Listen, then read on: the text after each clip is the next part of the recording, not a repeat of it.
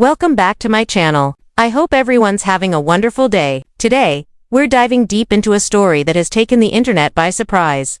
A story that proves sometimes the biggest transformations don't happen in front of the cameras, but far away from them. Amy Slaton, one of the most recognized faces from 1000 LB Sisters, has stunned fans worldwide with a move nobody expected. While the world once knew her for her emotional ups and downs, her love for family, and the struggles that made her story so relatable, Amy has now chosen an entirely different path, one that has nothing to do with fame, diets, or drama. She has reinvented herself as a mosaic artist, and this bold change has divided fans, critics, and even the art world itself. In the unpredictable world of reality TV, few stars manage to escape the shadow of their fame. Many try to hold on to the spotlight, others fade quietly into the background. But what Amy Slaton has done feels like something completely different. She hasn't just changed careers, she's rebuilt her entire sense of self. For someone whose life was lived so publicly, who shared her weight struggles, her heartbreak, and her motherhood journey with millions of viewers,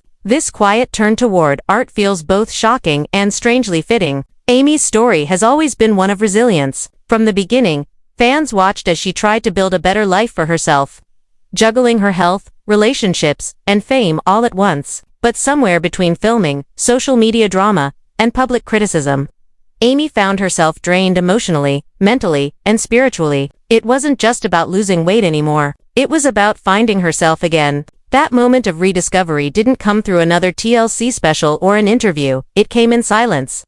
In her own garage, surrounded by broken tiles and dust. One day, while cleaning out old boxes, Amy stumbled upon a pile of leftover tiles from a home renovation years earlier. Instead of tossing them away, she began gluing them onto a piece of scrap wood, without any plan or purpose. But something happened in that moment. As she arranged those tiny pieces, something inside her clicked. The noise of the world faded, and for the first time in years, she felt calm. She later shared that memory on Instagram, saying, "I was in such a dark place, and for a few hours, all I could think about was how the light bounced off the glass. It made me feel alive again." From that day forward, Amy couldn't stop. What began as a small, peaceful distraction turned into a full-blown passion. She started studying mosaic art, reading books, watching tutorials, learning techniques, and exploring color theory. Her old sunroom soon transformed into a chaotic yet beautiful workshop, filled with jars of colorful glass pieces, broken ceramics, and unfinished projects.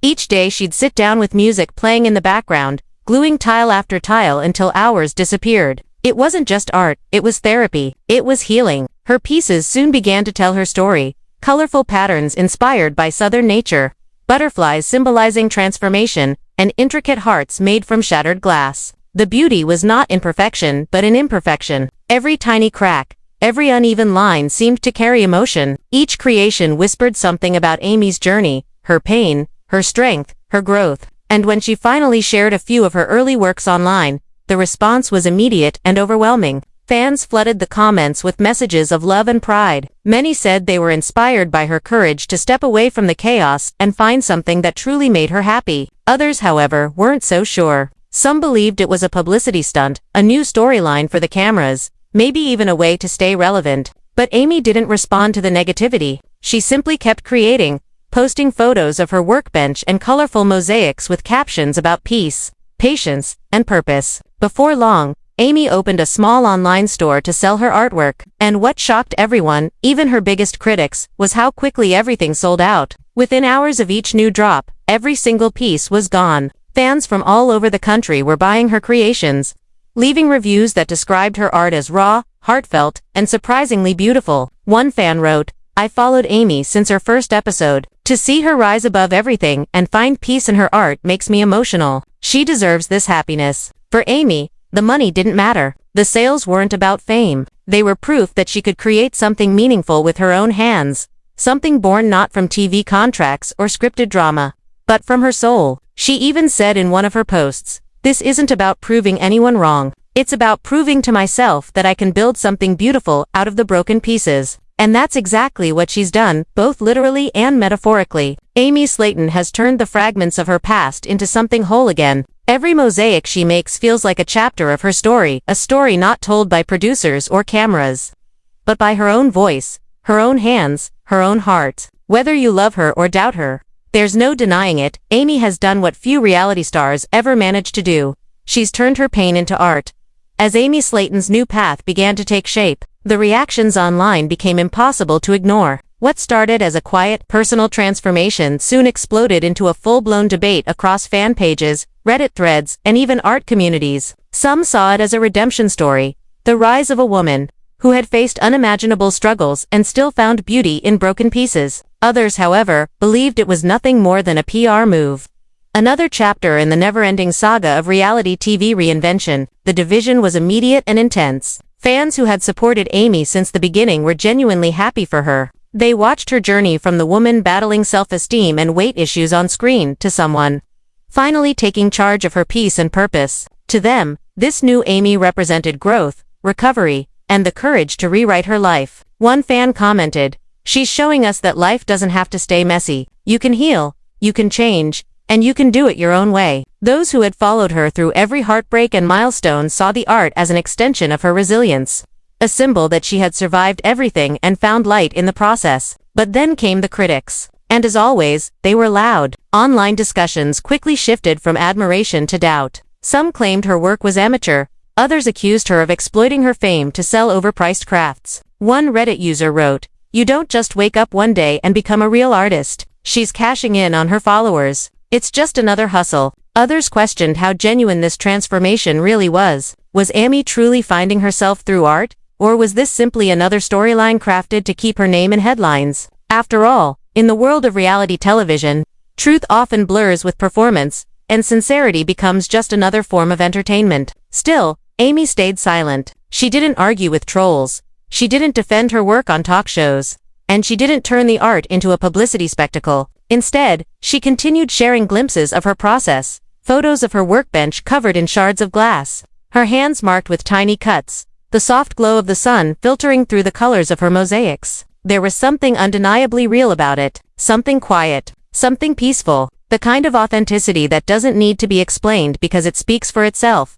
In one rare interview, Amy finally broke her silence about the criticism. Her words were soft but powerful. "People think they know me," she said, gently placing a blue glass tile into one of her projects. "They've seen bits and pieces of my life, the mess, the pain, the laughter. But that's not my whole story. This right here, what I'm doing now, it's mine. No one told me to do it. No one's filming it. I'm not doing it for views or likes. I'm doing it because it makes me feel alive." Those words hit home for so many fans who had watched her suffer on screen. It wasn't about proving herself to the world anymore. It was about finally being at peace with herself. Art critics, however, were still divided. Some called her work outsider art, a term often used for self-taught artists who don't follow traditional training or academic methods. One gallerist from Atlanta described her style as raw, unpolished, but emotionally charged. They said, "You can tell she's not trying to impress anyone. She's trying to express something, and that's what makes it interesting." Others dismissed it entirely, saying it lacked technique or originality. But even then, they couldn't ignore one undeniable fact: Amy's pieces sold out instantly. Whatever her critics said, her work connected with people on a deeper emotional level, something that can't be manufactured or faked. As the story gained more attention, it sparked a bigger cultural conversation. What happens when a reality star decides to step outside the character the world expects them to play? We're used to seeing them launch makeup lines, merch drops, or fitness plans. But when they try to build something soulful, something that doesn't fit the brand we've assigned them, it unsettles people. Maybe it's because fans grow attached to a certain version of these stars, the chaotic, relatable, vulnerable version that drew them in. When someone like Amy dares to evolve beyond that, it feels almost like a betrayal.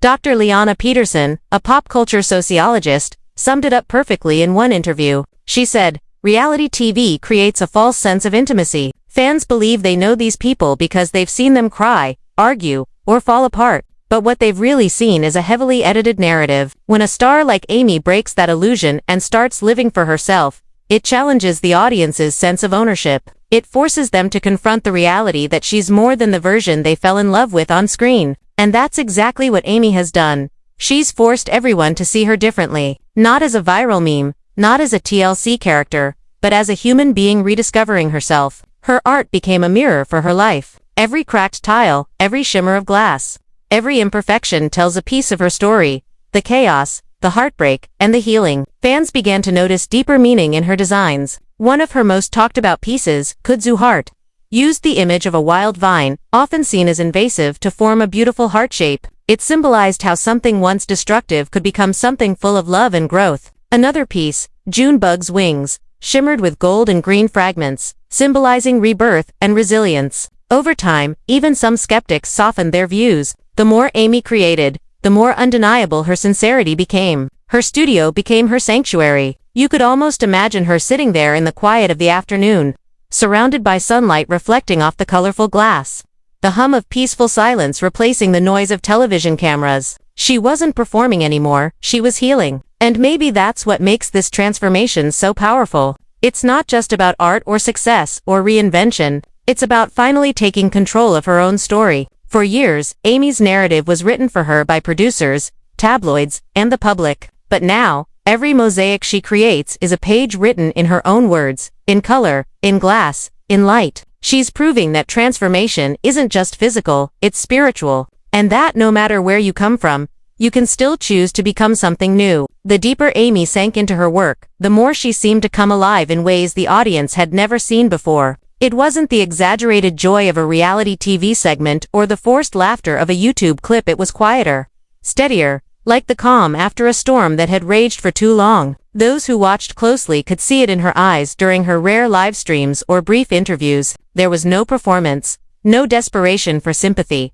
no attempt to prove anything, just a woman who had learned to breathe again after years of feeling suffocated. Her hands, once trembling from anxiety or exhaustion, were now firm and confident as they shaped glass, arranged fragments, and brought color to life. Each day in her little studio, surrounded by bits of broken glass and half-finished mosaics, Amy found herself piecing together something much larger than art. She was assembling her own piece. Every sound, the clink of glass, the slow rhythm of her breathing, the hum of the ceiling fan became part of a sacred routine that replaced the chaos of her past. And that's when something magical began to happen. Without fanfare, without any official announcement, her studio started to transform into a symbol of healing, not just for her, but for everyone who followed her story. People began sending her letters, telling her how her journey had inspired them to face their own struggles. A woman from Kentucky wrote that Amy's story gave her courage to leave an abusive marriage. Another from Canada said she started painting for the first time in years because Amy reminded her that creativity can be a form of therapy. The messages poured in raw,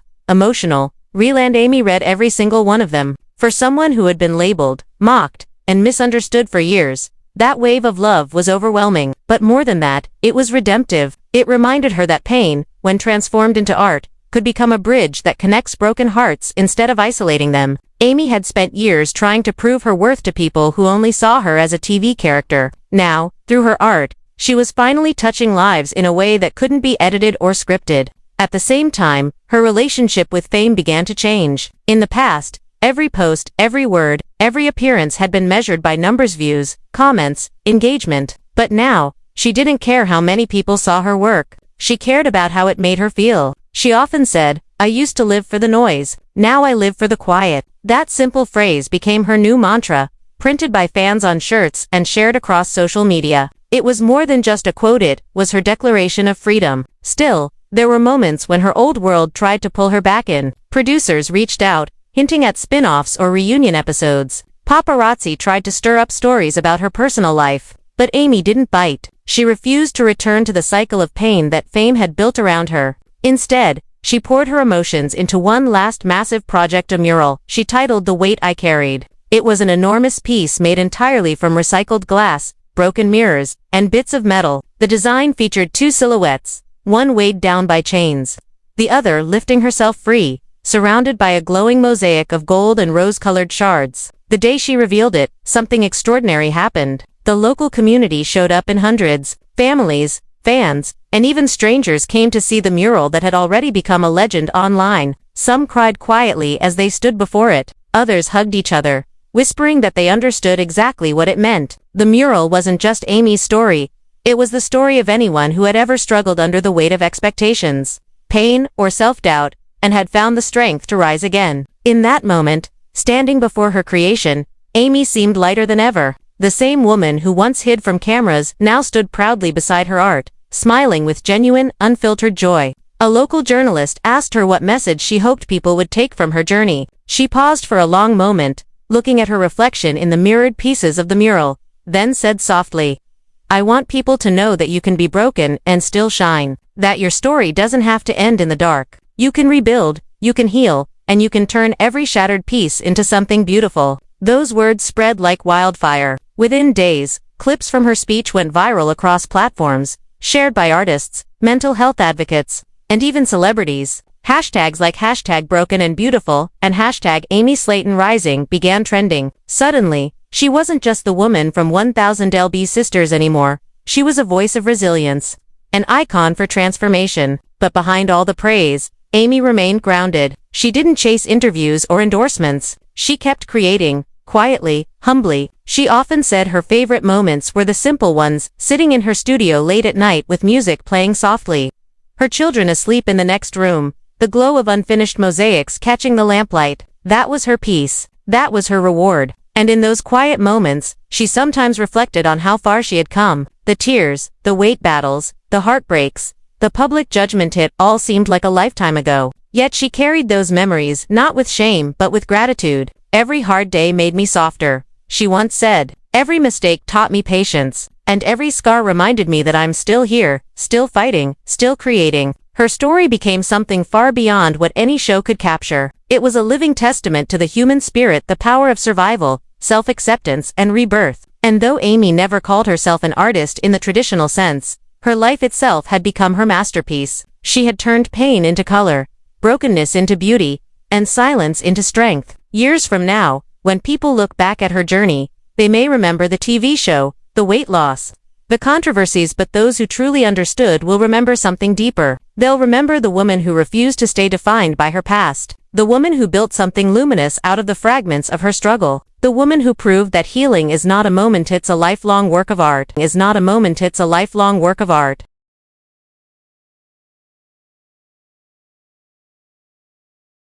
As the final scene of her story fades in our minds, imagine Amy in her studio, the light of dusk spilling across her table, a half-finished mosaic shimmering in front of her. The pieces are cracked, uneven, mismatched, but, somehow, when she places them together, they form something whole, something beautiful, and that's the truth of her journey. No matter how broken life becomes, there's always a way to rebuild. There's always a way to shine again. Amy paused for a long time before she spoke again, her eyes fixed on the shimmering fragments of glass spread out across her work table. The morning light poured through the window, turning her half-finished mosaic into a small explosion of color. "People think I'm trying to forget where I came from," she said quietly, "but I'm not. Every piece of glass here, every crack and chip is a part of that story. I just learned how to make it beautiful." It was a sentence that summed up everything Amy Slaton had been trying to do for the past 2 years. What followed wasn't some miraculous redemption arc or viral comeback. It was slow, deliberate, and painfully human. Every morning, Amy would wake up before the boys, brew a cup of coffee, and lose herself in her art. She didn't post about it as much anymore. The likes and comments didn't matter the way they once had. She began selling her work, not just online but at local craft fairs, quietly showing up with a table full of mosaics, most people not even realizing who she was. Some recognized her immediately and hesitated, caught between gossip and curiosity, but Amy had learned how to smile through it. "Yeah, that's me," she'd say with a laugh when someone asked, "You're that girl from TV, right?" Then she'd go back to arranging tiny tiles, as if the conversation never needed to go further. Behind the scenes, the shift in her life rippled through her family in complicated ways. Tammy, ever the blunt one, had mixed feelings. She was proud, of course proud, that her sister had found peace, something Tammy herself was still chasing, but there was also that twinge of jealousy that comes when one person seems to figure it out first. On an emotional day captured in one of her live streams, Tammy admitted, "Amy's changing. She's doing her art thing, and I'm happy for her, but it makes me feel like I'm getting left behind." Her voice cracked, her honesty raw and familiar. Fans flooded the comments with messages of support for both sisters, but it was clear this was another chapter where their paths, though still intertwined, were beginning to diverge. The producers at TLC, sensing the shift in dynamic, reached out to Amy about returning for another season, but this time she was hesitant. In one quiet conversation with her longtime manager, she explained that she didn't want to go back to being the crying sister or the messy one. "If they want me," she said, They get the artist version of me, not the old one. It was a risky move. Reality TV thrives on chaos, not calm, but Amy was done sacrificing her peace for a storyline. The network eventually agreed to a more documentary-style arc that followed her art journey rather than family drama, though some insiders doubted whether audiences would stick around for something quieter, more introspective. When filming resumed, the tone of the show was noticeably different. The cameras followed Amy as she prepped for her first solo art exhibit, a small show in Lexington that drew a surprising turnout. Tammy attended too, showing up in a flowing black dress and an emotional smile. "I never thought I'd see my sister like this," she told the crew,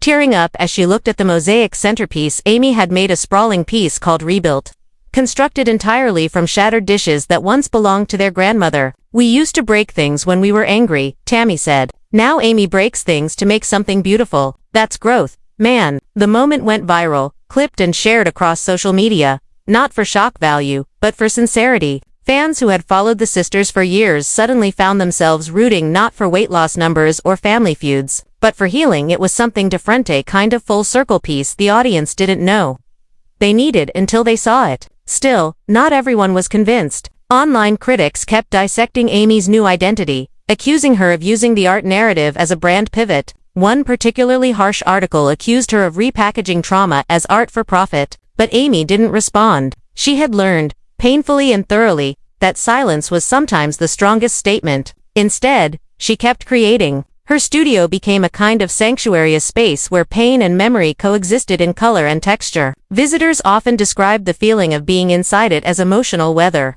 On one wall hung her most personal piece yet, a mosaic self-portrait made entirely from reflective glass and mirror shards. It wasn't perfect. The face was fractured, uneven, but it shimmered brilliantly under light. She titled it Becoming Whole.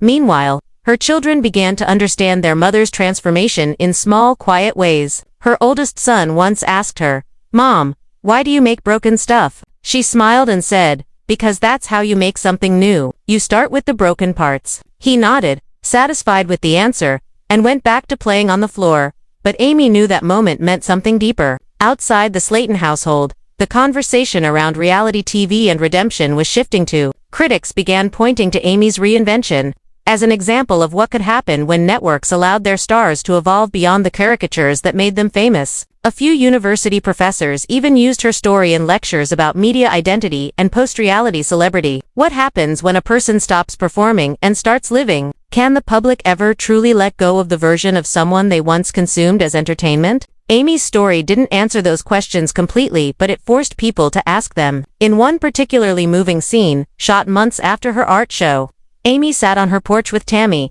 sipping iced tea while the sunset painted their faces gold. "You think people will ever stop talking about who we used to be?" Amy asked softly. Tammy laughed. "Probably not, but they can't stop us from being who we are now." For a long moment, neither spoke. The sound of cicadas filled the air. It was the kind of silence that said everything. Later that night, Amy posted a photo of her latest piece, a glowing sunburst mosaic, captioned simply, "This one's for everyone who thought the story was over." The comments filled up within minutes. Heart emojis, congratulations, messages from fans who said her journey gave them courage to start over in their own lives. But what stood out most was a single comment from Tammy. "You didn't just change your story, sis. You changed how we all see ourselves." And maybe that was the real masterpiece, not the art, not the show, but the transformation that rippled quietly from one woman's decision to turn brokenness into beauty. Because in the end, Amy Slaton wasn't chasing fame anymore. She was chasing peace, and somehow, that pursuit had become far more captivating than any scripted reality ever could. If you'd been watching from the beginning, through the laughter, the chaos, the tears, you'd know this wasn't just another plot twist. It was a full rebirth. The girl the world thought they knew had finally become the woman she was.